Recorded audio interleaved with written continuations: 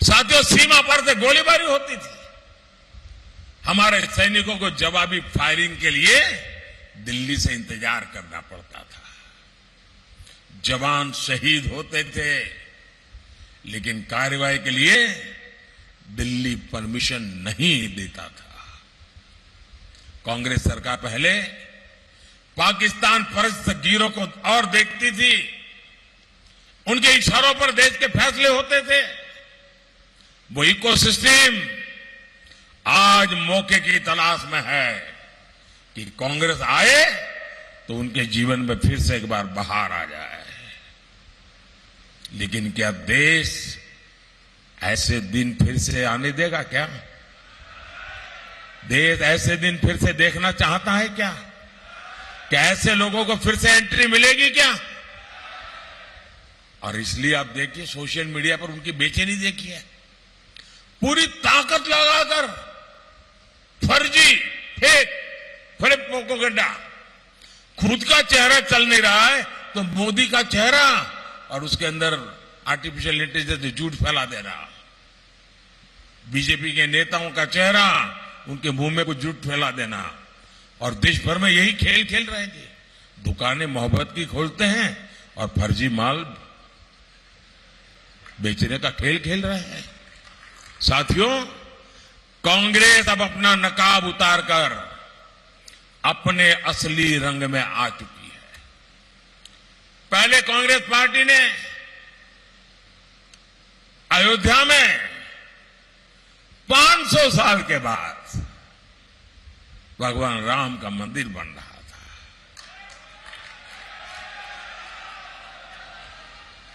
आजादी के 75 साल बाद भी उन्होंने रोड़े अटकाने की कोशिश की, अदालतों में भी रोड़े अटकाए। लेकिन ये मेरा सौभाग्य है, आपके आशीर्वाद है, अयोध्या में भव्य राम मंदिर बन गया। लेकिन जब उसके प्राण प्रतिष्ठा में उनको निमंत्रण दिया, उसको भी उन्होंने ठुकरा दिया। ये कौन सा संस्कार है? मैंने मंच पर आते ही जब संतों को देखा तो पहले सर झुका करके नमन किया मैंने। हमारे संस्कार, हमारी संस्कृति, हमारी परंपरा। साथियों, कांग्रेस ने ये क्यों ठुकरा दिया, उसकी वजह भी अब खुल करके बता दी है। कांग्रेस ने कहा है, उनके अध्यक्ष ने कहा है कि उसका मकसद भगवान राम को हराना है। आपने सुना होगा। और ये बयान कांग्रेस के राष्ट्रीय अध्यक्ष ने दिया है।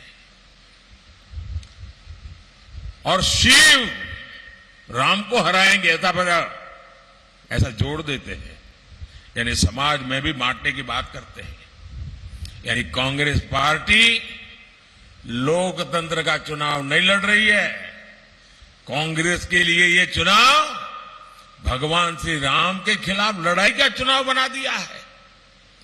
मैं इनसे पूछना चाहता हूं, भगवान राम को हराकर जरा बताइए किसको जिताना चाहते हैं? कोई मुझे बताए। भगवान राम हारने का मतलब कौन जीतेगा? क्या सोचते हैं लोग?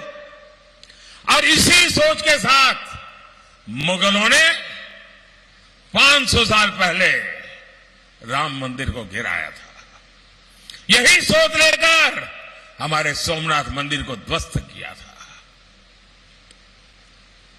और हमारे देश के वीरों ने 17 बार सोमनाथ के अंदर कैसी लड़ाई लड़ी थी, बलिदान दिए थे। और कांग्रेस पार्टी अब इसको हरा देंगे, अब इसको तोड़ देंगे, इसको फोड़ देंगे। क्या भाषा बोल रहे हैं?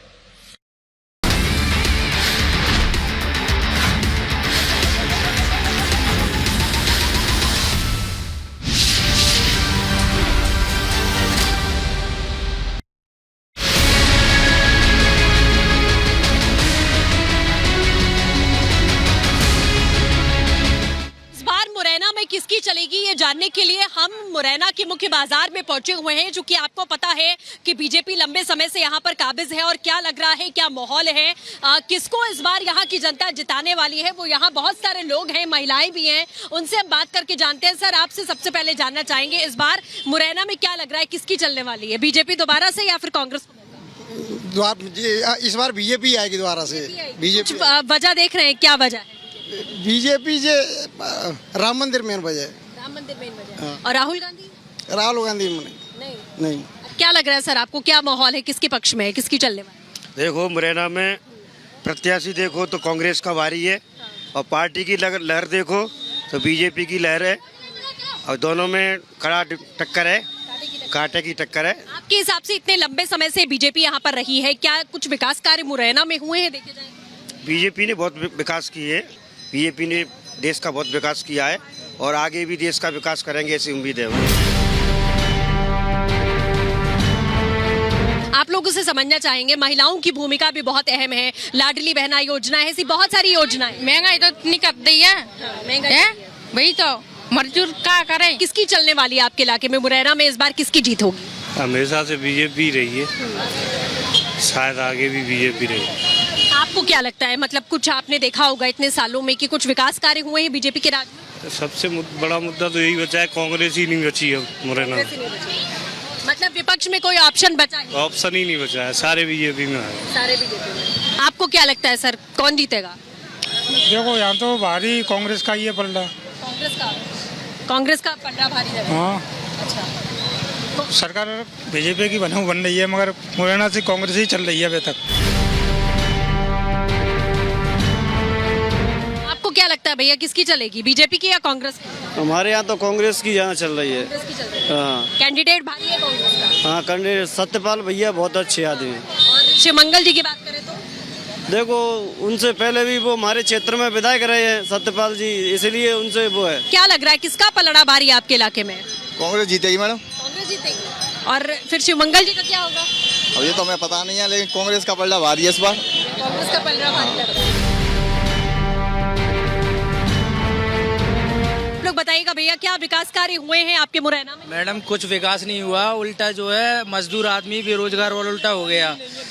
मैडम, ना ही रोड सही मिलेंगी मुरैना के अंदर, सोलंकी पेट्रोल पंप पे जाके देख लो आप, वहाँ पे रोडें खराब मिलेंगी, बहुत अधिक से अधिक गड्ढे मिलेंगे। और आदमी बेरोजगार तो इतना हो गया, यहाँ पे पथ विक्रेता जितने भी ठेले लगाते थे 4 महीने से बेरोजगार बैठे हैं, किसी को भी ठेले लगाने नहीं दे रहे हैं। ये किसकी सरकार में हो रहा है? बीजेपी की सरकार में हो रहा है।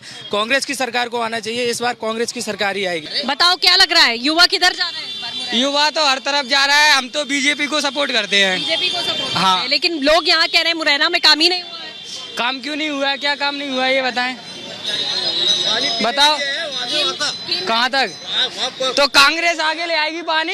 मैं पूछ रहा हूँ। हाँ, कांग्रेस आगे ले आएगी पानी, बताओ। पानी तो कांग्रेस ला रही ना बीजेपी ला रही। तो फिर किसको दोगे? कहीं तो दोगे। मतदान करेंगे। क्या मुद्दे लग रहे हैं, क्या रोजगार की बात करें, विकास की बात करें, बीजेपी ने विकास कार्य किए? बिल्कुल, बीजेपी ने सब कुछ किया है। क्या भैया, क्या लग रहा है, किधर जा रहा है? बीजेपी। बीजेपी क्या वजह? एक मिनट। कांग्रेस को 60 साल दिए थे, अभी तो बीजेपी को 20 साल हुए हैं, बताओ।